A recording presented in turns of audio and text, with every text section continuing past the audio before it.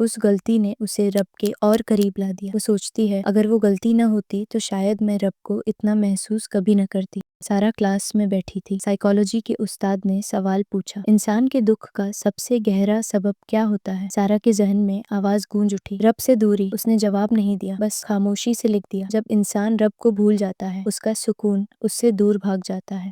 رسول اللہ نے فرمایا، جو بندہ صبر کرتا ہے اللہ اس کے لیے بہتر انعام رکھتا ہے۔ مسلم۔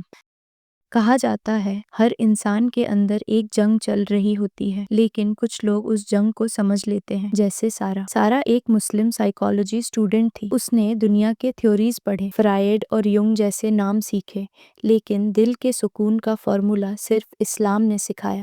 روز صبح جب وہ کیمپس جاتی تھی تو لوگ اسے ایک کانفیڈنٹ لڑکی سمجھتے تھے، لیکن اندر سے وہ خود سے سوال کرتی تھی، میں سب کچھ سمجھ کے بھی اتنی بے چین کیوں ہوں؟ اس کا جواب اسے ایک دن قرآن کی ایک آیت میں ملا، الا بذکر اللہ تطمئن القلوب، یقیناً اللہ کے ذکر سے دل کو سکون ملتا ہے۔ اس دن سارا نے سمجھا کہ ہیلنگ صرف دماغ سے نہیں روح سے ہوتی ہے۔ کلاس کے ایک لیکچر میں پروفیسر نے کہا، مائنڈ کو سمجھنا سائنس ہے لیکن دل کو سمجھنا عبادت۔ سارا چپ رہی، لیکن اندر سے اس کے جذبات ہل گئے۔ اس نے ڈائری میں لکھا، میں صرف ڈگری نہیں چاہتی، میں اپنا دل ٹھیک کرنا چاہتی ہوں، اور وہیں سے اس کا سفر شروع ہوا۔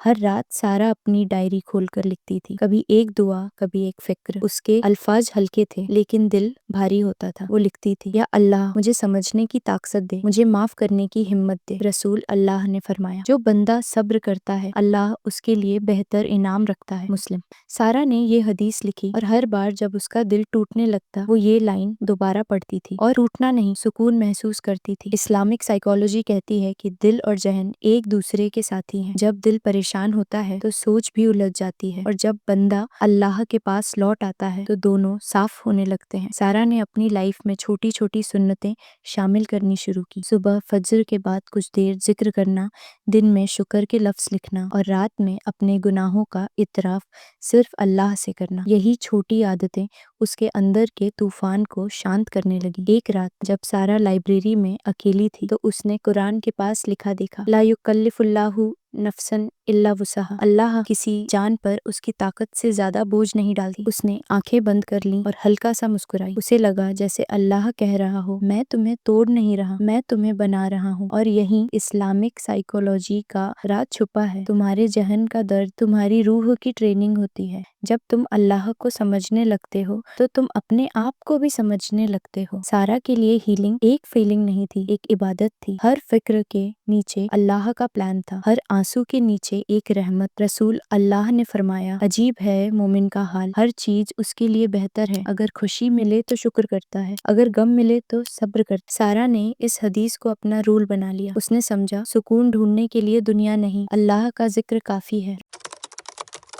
سارا اکیلی اپنے کمرے میں بیٹھی تھی، دیواروں پر سائے ہل رہے تھے اور کھڑکی سے اندھیری رات کی ٹھنڈی ہوا اندر آ رہی تھی۔ اس کے دماغ میں سوچ کا طوفان تھا، کیا زندگی بس اسی درد کا نام ہے؟ اس نے ڈائری کھولی اور لکھنا شروع کیا، شاید انسان تب ٹوٹتی ہے جب دل اور ایمان دونوں ایک ساتھ امتحان میں ہوتے۔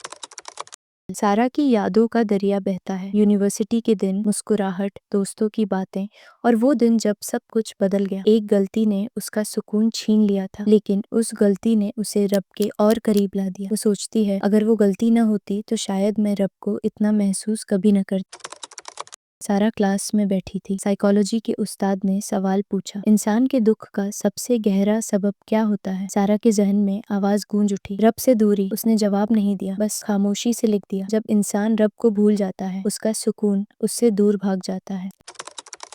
رات کے سکون میں سارا سجدے میں گر گئی، آنکھوں سے آنسو بہہ رہے تھے اور لبوں سے صرف اتنا نکلا، یا اللہ مجھے وہ بنا دے جو تو چاہتا ہے۔ اس پل سارا کو محسوس ہوا جیسے اندھیرے میں روشنی چمک اٹھی ہو، وہ روشنی اس کے دل کے اندر۔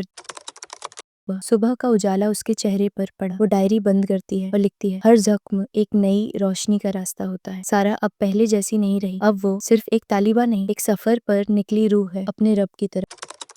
कुछ लोग जिंदगी से भागते हैं, कुछ जिंदगी को समझते हैं, लेकिन सारा जैसे लोग जिंदगी को रब के नाम पर जीना सीख जाते हैं और वही रोशनी उनके दिल से दुनिया तक फैल जाती है। आखिरी फ्रेम में सारा एक डायरी बंद करती है। उस डायरी पर लिखा होता है, सब्र और शुक्र, मेरी जिंदगी के 2 सफर, आखिरी आवाज। जिंदगी तब खूबसूरत होती है जब इंसान रब के साथ सुलह कर लेता है।